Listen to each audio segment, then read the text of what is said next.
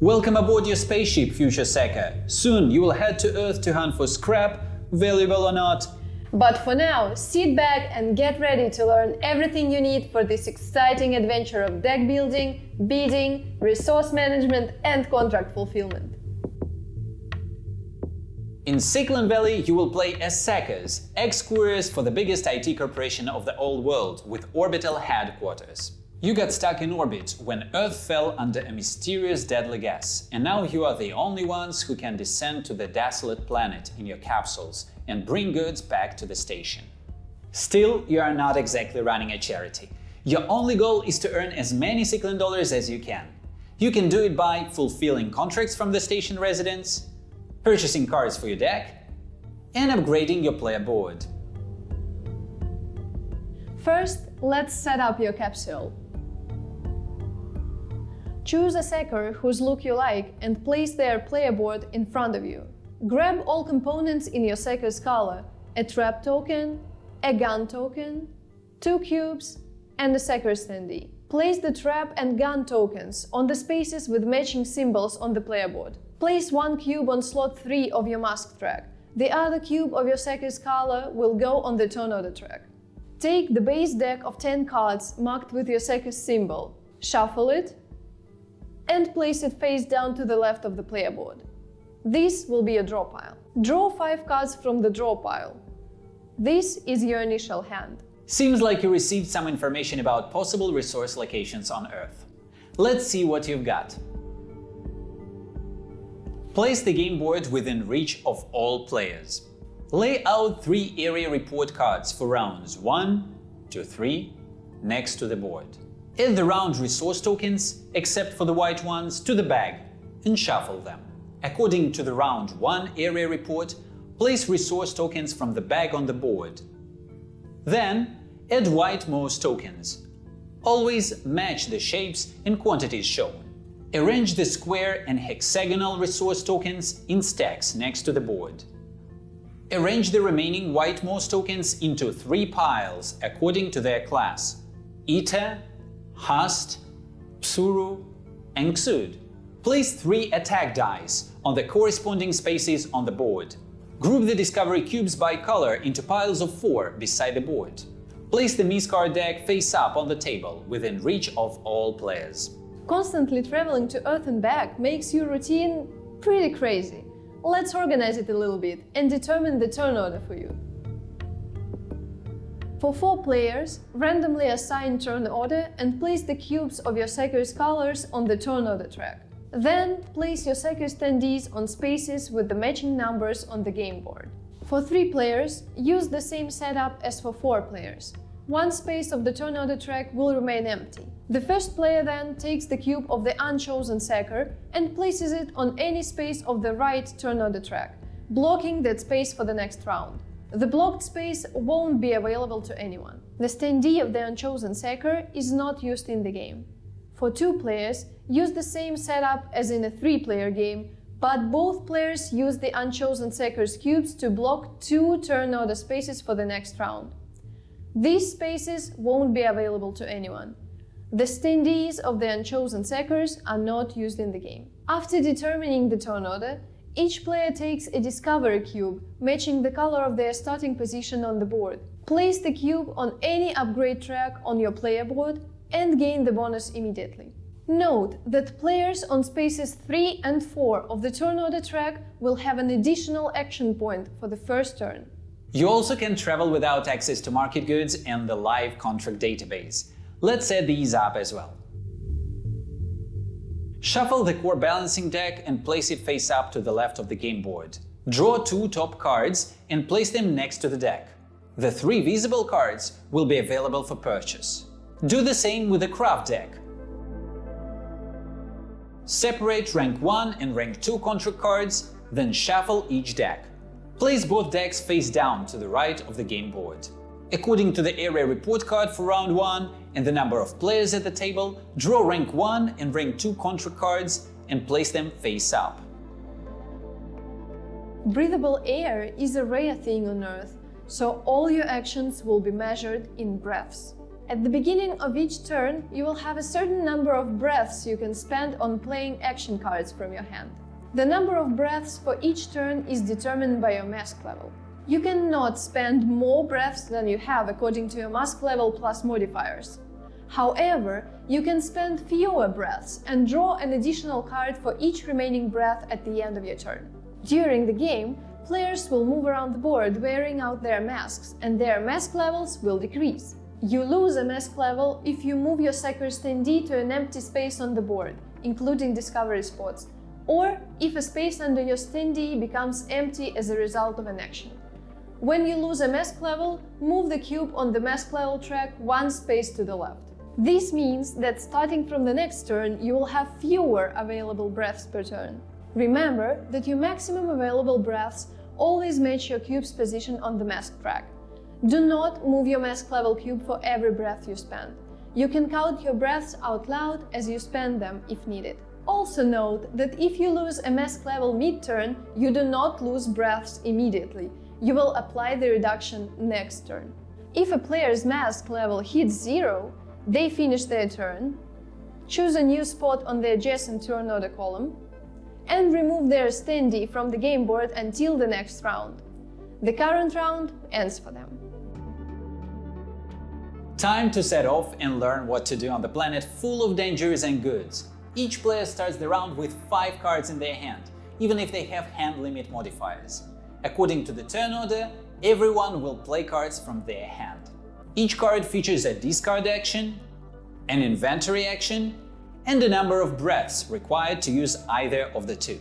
Before you play a card, always check if you have enough breaths to perform the action you need. To use a discard action of the card, place it face up into the discard pile to the right of your player board and do the listed action.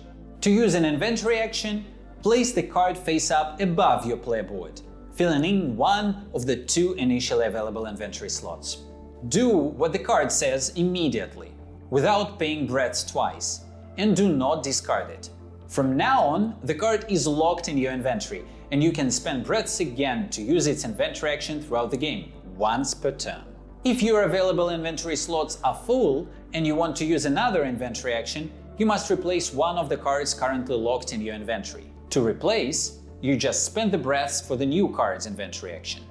The card you replaced goes into your discard pile, but note that you do not perform its discard action. You can also spend 1 breath on your turn to discard any card from the inventory into your discard pile without replacing it with a new one. In this case, you also do not perform the discard action. A player's turn ends when they run out of breaths. At the end of the turn, players draw 1 card from their draw pile. If at this point you have any breaths left, you draw 1 more card for each unused breath. There are 4 types of cards in the game. Base deck cards, your starting action cards, core balancing cards for rebalancing and enhancing your deck, craft cards that let you combine resource tokens to get rarer resources, and miss cards that dilute your deck and can slow you down. All core actions in Siclen Valley are aimed at moving around the board and shipping resources. There are tons of other exciting actions, but the following are just the basic ones. Pick up a resource token. This action allows you to move 1 space in any direction and pick up the top resource token from under your standee. You may also skip the movement and collect the top resource from your current space. Remember, you can only move before picking up a resource, not after. You also can move to an empty space if you need to.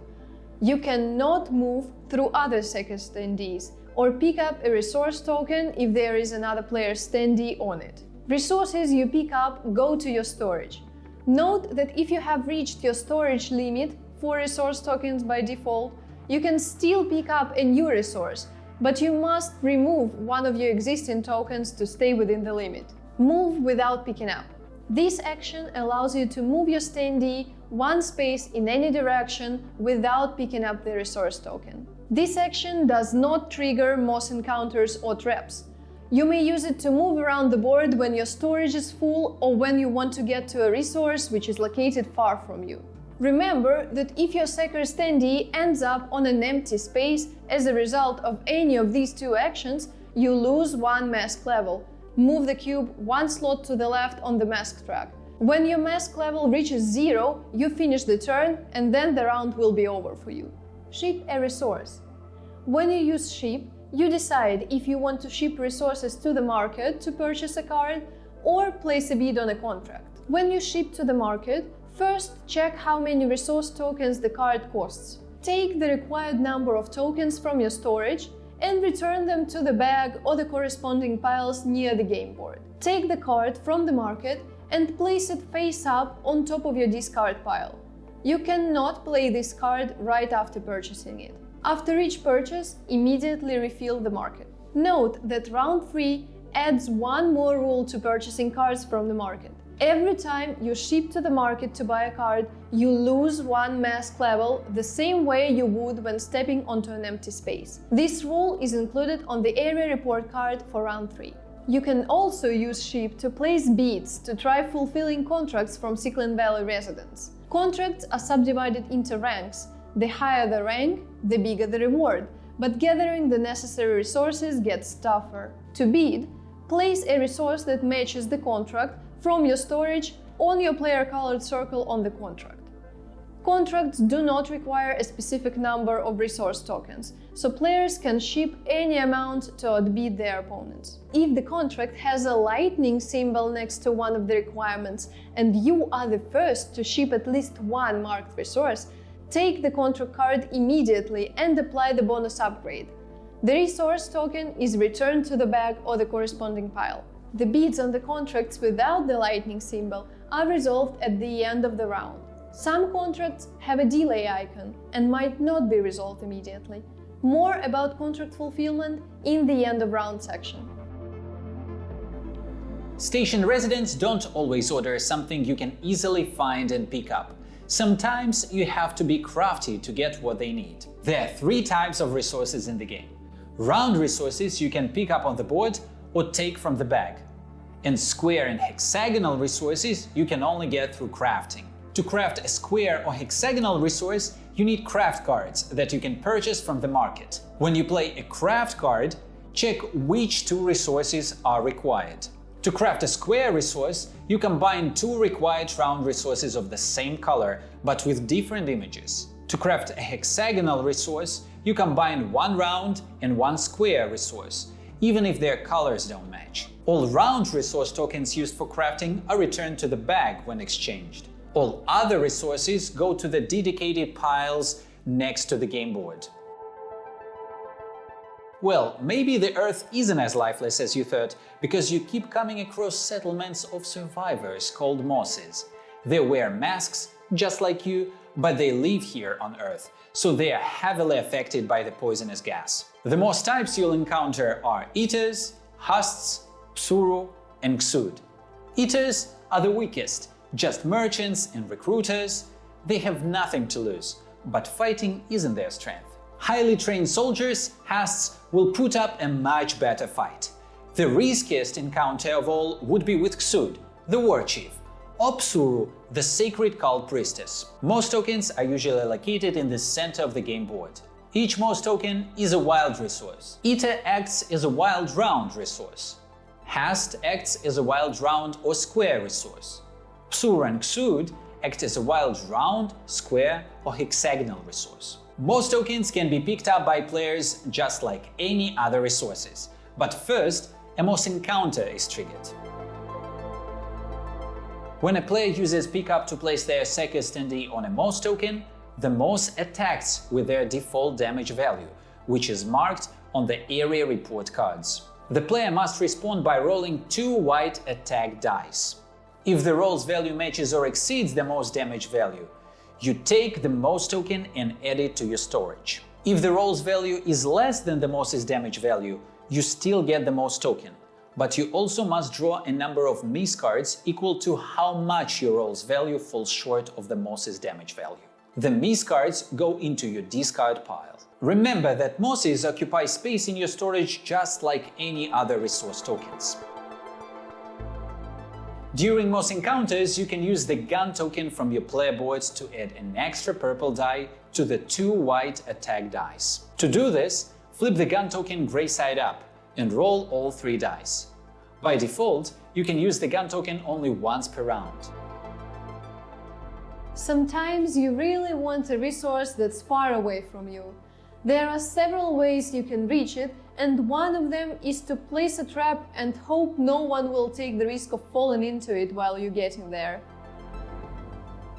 When you play a card that says to place a trap, if your trap token is not on the game board yet, take it from your player board and place it on any top layer resource on the board. If your trap token is already on the game board, move it to any other resource token. You cannot place your trap on an empty spot, moss token, or under someone's Seeker standee. When another player uses pickup to place their Seeker standee on your trap token, the trap sets off, and that player must roll the 2 white attack dice. The roll's value is equal to the total number of damage icons on the rolled sides of both dice. If the roll's value matches or exceeds the trap's damage value, which is 2 by default, the trap token goes back to the owner, and the player who triggered it finishes their pickup action. If the roll's value is less than the trap's damage value, the player who triggered it must draw a number of miss cards equal to how much the roll's value falls short of the trap's damage value. The miss cards go into the discard pile. Then the player finishes their pickup and the trap token still goes back to the owner. When you use pickup to place your Seeker standee on your own trap token, the trap token goes back to you and you can finish your pickup. Discovering new locations on Earth keeps the station running. Find one and the whole station will owe you, Cedo included. Moreover, you level up just by getting there. There are 6 discovery spots on the board, each marked with its own color. 4 of them also have numbers and double as starting positions. If a discovery spot is adjacent to you, use the pickup or move without pickup action to step onto it and visit. Discovery spots cause your mask level to decrease just like any other resourceless space on the board. Each player can visit each discovery spot only once per game. When you visit a discovery spot, you get a discovery cube of the corresponding color, which helps your Seeker become stronger. At the beginning of the game, each player receives a discovery cube from the discovery spot corresponding to their starting position. By visiting other discovery spots on the board or choosing them as starting positions, players can receive more discovery cubes and use them to unlock upgrades. Each player can receive up to 6 discovery cubes during a game, 1 for each discovery spot they visit. Note that if needed, you can step on discovery spots multiple times, but each gives you only 1 cube per game. When you collect a discovery cube, you place it on the leftmost available upgrade bonus of any upgrade track on your player board. The bonus is applied immediately. Players can unlock upgrade bonuses on 3 tracks: Efficiency, which enhances the capacity of your storage, inventory, mask, and hand; Encounters, which makes it easier to fight with mosses; and Balancing, which allows you to rebalance your deck after unfortunate encounters. You can upgrade multiple upgrade tracks simultaneously or concentrate on one. Players will progress on upgrade tracks by adding discovery cubes from left to right. Never move existing cubes unless a card action says so. At the end of the game, players gain 200 Cedo for each discovery cube they collected. Card 15, when locked in your inventory, allows you to move a discovery cube on an upgrade track 1 step to the right. This inventory action costs you 1 breath. When using this action, you may choose only 1 upgrade track and move only the furthest discovery cube on the track 1 space to the right. When you move a discovery cube like that, the previous upgrade bonus occupied by the cube will be lost. The same happens when you lock an inventory action with a bonus. When you remove the card, the bonus is lost.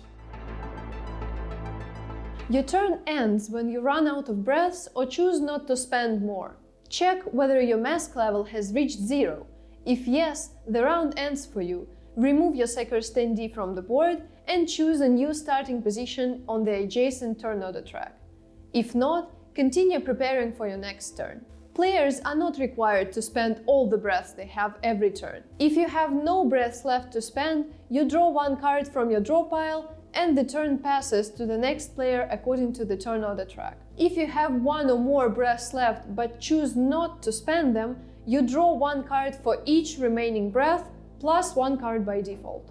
If the cards you have drawn put you over your hand limit, which is 5 cards by default, discard down to your hand limit and draw anyway. When your draw pile runs out, shuffle your discard pile and place it face down to the left of the player board, forming a new draw pile. When all resources are gathered, it's time to get into your capsules and return to Siclen Valley. Your challenge isn't over. Now you will find out who delivered the best results. Let's fulfill the contracts. The round ends when all players but one have reached level 0 on their mask track. After that, the remaining player takes one last turn, takes the remaining space on the turn order track, removes their standee from the board, and contract fulfillment begins. To check if a contract is fulfilled, count how many required resource tokens each player beat. The player with the most resources on a contract fulfills it. For each contract of the round, the player who fulfills a contract discards all their resource tokens from that contract and places the contract card face up beside their player board. The fulfillment bonus from the contract is applied immediately. Other players who bid on this contract may use the resource tokens immediately to buy cards from the market. Players spend tokens according to the newly determined turn order. Buying cards is optional. If you choose not to do it, discard the resources you bid. You cannot return the resources back to your storage. Remember, to fulfill a contract that requires a resource marked with the lightning symbol, you don't always have to wait till the end of the round. When one of the players places a resource token marked on the contract with the lightning symbol, this contract is resolved immediately. If no one shipped the resource token marked with the lightning symbol on the contract, this contract is resolved at the end of the round, like any other contract. It is possible that at the end of the round, several players have equal bids on a contract, or a contract is empty. In this case, check whether the contract is marked with a delay icon at the bottom edge of the card. If the contract is not marked with a delay icon, the contract card is discarded. Each player who shipped a bid can spend their resources to buy cards from the market or discard them. If the contract is marked with a delay icon, it means that the client is willing to keep their contract open for one more round. The contract card stays in the game for the next round. Discard all bids to keep competition fair. Each player who shipped a bid can spend or discard their resources. Place a delay token below the contract. If the contract with a delay token remains unfulfilled by the end of the next round, it is discarded. Following the usual rules, each player who shipped a bid can spend or discard the resources they bid. Reset the game board and contracts according to the area report card for the next round. Return all trap tokens to their owners. Add resource and most tokens as marked on the area report card. Remember, the limit is 2 tokens per space. If a space already has 2 tokens, ignore it when following the area report card. If a space is blank on the area report card but has a token on the board, leave it. Place contract cards as shown on the area report card, but do not exceed the listed total. If you have some contracts left on delay, you will add fewer new contracts. You have already determined the turn order before the new round setup. But there is one more thing you need to do when you're playing with 3 or 2 players. In a game with 3 players, the first player, according to the new turn order, moves the unchosen Secure's cube to the adjacent turn order track to block any space for round 3. In a game with 2 players, both players, starting with the first, use unchosen Secure's cubes to block 1 space each for round 3 on the adjacent turn order track. Place your Secure's standees on the new starting positions according to the turn order track. Remember that starting positions are also discovery spots. If you don't have a discovery cube from this spot, receive it now and unlock an upgrade bonus on your player board. If you already have a discovery cube from this spot, you do not receive another one. If you use the gun token, flip it to the color side. Reset the mask level to its maximum capacity, 3 by default, plus modifiers if any. Discard all cards from your hand into your discard pile and shuffle them. Draw a new hand of 5 cards, even if you have an increased hand limit. Note that you do not discard cards from your inventory. They remain until the end unless you spend breaths to swap or discard them. With all resources shipped, and Cedo payments settled, it's time to see who raked in the most profit. The game ends after round 3, and the players count the Cedo they earned for fulfilled contracts. The reward is marked on each contract card. Discovery cubes on the player board. Each costs 200 Cedo. Cards purchased from the market. 100 Cedo for each craft card and 50 Cedo for each core balancing card.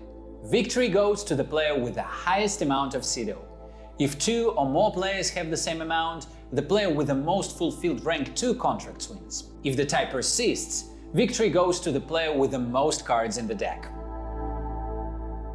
In a true Secker's nature, you do your best work alone. It's easier to hide from cultists and you'll get all the loot. However, sometimes you don't mind team challenge, especially when the contracts are juicy and Moses are too much to bear.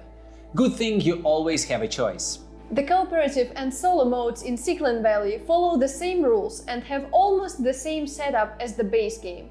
So, by watching this part of the video, you'll learn both modes in just a few minutes. The goal in co-op and solo is to fulfill contracts worth a total of 3000 Cedo on light difficulty, 4500 Cedo on normal, and 6000 Cedo on hard. Moses are working against you, so every unsuccessful encounter either cuts your beat or knocks out a contract, pushing the game toward its end. The co-op and solo setup mirrors the base game setup, with a few changes. Traps are not used in the co-op and solo modes. Leave trap tokens in the box. When you take the base deck of 10 cards with your Secker's symbol, find and remove card number 6. You will replace it with a core balancing card from the market during the game board setup. Lay out the roll cards. When you play cooperatively, you will use all roll cards, even those marked solo. When you play solo, you only use the solo cards. Each player chooses a role for the game and takes the corresponding card. Roles will give your character a special ability. Now to the changes in your common area. Lay out round resources and most tokens on the game board according to the special area report card for co-op and solo. Shuffle the reaction deck and place it face down next to the area report card. Reaction happens after all players complete their turns. The turn order track will be used as a game end counter. Place any unused player cube on the first space of the turn order track. Place your Secker's attendees on the 4 central spaces of the board. Lay out 2 rank 1 and 2 rank 2 contracts randomly. Find and remove all instances of the card number 13 from the core balancing deck for the market. Lay out the market cards following the base game rules. Then, each player chooses 1 core balancing card from the market and places it into their draw pile to replace the card number 6 they removed earlier. Immediately refill the blank space in the market after each player. In the co-op mode, players take turns clockwise from a randomly chosen first player to fulfill contracts together and reach the common Cedo goal. Remember that purchased cards and discovery cubes do not count toward the Cedo goal. On a turn, each player uses cards to perform actions for breaths, just like in the base game. When the turn order returns to the first player, reaction begins, and Moses perform their actions in response to your rude intrusion. In the solo mode, one player works toward the Cedo goal, with reaction happening after every turn. Reveal the top reaction card and resolve the listed Moss and/or area actions from top to bottom. Reveal and resolve a number of cards equal to the Moss's position on the turn order track. There are several Moss reactions every Secker should know. Add. Place a Moss token of the listed type as marked on the area report card. If there are several, choose the one closest to any player. If unclear, players may decide on the starting space. If the spaces are occupied, skip this action and draw another reaction card. Move. If on the board, move the listed Moss toward the nearest player by the given number of spaces. If unclear, players may choose the direction. If there are multiple Mosses of the same type, move the one closest to any player. If unclear, players may choose themselves. If not on the board, place the listed Moss as shown on the area report. If there are several, choose the one nearest to a player. If unclear, players decide. Adding a Moss consumes one move. Then, move the remaining spaces towards the nearest player. Remove tokens from the board. Remove the indicated number of resource tokens from the board. Players decide which ones. If the number of spaces a moss token moves causes it to end on the same space as a sacker standee, the moss attacks that player. A player can also choose to attack a moss using pickup, just like in the base game. Moss encounters in the co-op and solo modes play out like in the base game. The moss deals default damage, and the player rolls 2 white dice, or roll 3 dice when using the gun token. Note that if a moss reaches the same space as a player's standee without using all of its move, it still enters an encounter with that player. Any remaining move is carried out by another moss of the same type. If no such moss is on the board, follow the rules for the move reaction. If the roll's value matches or exceeds the moss's damage value, the moss token goes to the player's storage. If the roll's value is lower than the moss's damage value, the player still gets the moss token. Each point your roll falls short of the moss's damage equals 1 miss to your discard pile. Then, for each miss the attacked player gets, players may choose one of the following. Either the team discards 1 token from any contract into the bag or its respective pile, and nothing else happens, or the team discards 1 empty contract of their choice. Because of this, the reaction marker on the turn order track moves 1 space down. This ends the reaction even if there are still actions left. If the marker reaches space 4 on the turn order track, the players automatically lose the game. Players can choose a different option for each miss received on a turn. So every time someone draws a miss card, players face a tough call. Either they give up a resource but the team's progress slows, or they scrap a contract but the reaction marker advances. If at some point all players' mask levels hit 0, mosses claim 1 contract of player's choice and move 1 space down on the turn order track.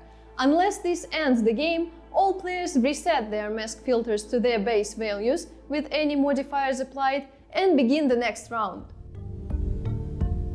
Contract cards remain the same for the co-op mode and solo, but will require a certain amount of resources to be fulfilled, depending on the number of players. For 1 or 2 players, it's 3 round and 2 square or hexagonal resources. For 3 or 4 players, it's 5 round and 3 square or hexagonal resources. All contracts in the co-op and solo modes are fulfilled immediately when the required amount of resource tokens is shipped. However, contracts marked with the lightning symbol are fulfilled according to the base game rules. This means if a player ships at least 1 resource marked on the contract with lightning, the contract is fulfilled immediately. When a contract is fulfilled, the player who shipped the most resources receives the contract with its bonus and a discovery cube of any color this player doesn't have. Other players may spend their tokens from the fulfilled contract to purchase cards from the market. If multiple players ship the same number of resources to the contract, the team decides who receives the contract, its bonus and a discovery cube. But in this case, all the resources from the card are discarded and nobody can spend them to purchase action cards. After fulfilling each contract, all players also do the following. Reset their mask levels to the base value of 3, plus modifiers if any. If possible, replace the fulfilled contract with a new one of the same rank, and add 5 random resource tokens to the board. Players are free to decide where to place each token. Just do not place tokens on discovery spots. Despite discovery spots spawning mosses, players can still visit them when they are empty to receive discovery cubes for upgrades. Every time the moss cube advances on the track, you will have fewer available contracts, so there is a chance that you won't be able to replace a contract you've just fulfilled with a new one. For example, there are 4 contracts now, and mosses are already on the second space of their track. You have just fulfilled one of the contracts and normally you would replace it with a new one. But because of the moss's position on the track, you can have a maximum of 3 contracts now, so a new one isn't added. The rank of the contract you no longer add matches the rank of the contract you discarded for a miss. The game ends immediately in either of these 2 cases. 1. Sackers win, mosses lose, meaning players fulfill contracts worth a total of 3,000, 4,500 or 6,000 CEDO. 2. Mosses win, sackers lose, meaning players discard enough contracts for mosses to reach space 4 on the turn order track. And this is how you play Siclen Valley. Your capsule is fueled, the routes are open, and the contracts are waiting. Time to make a name for yourself.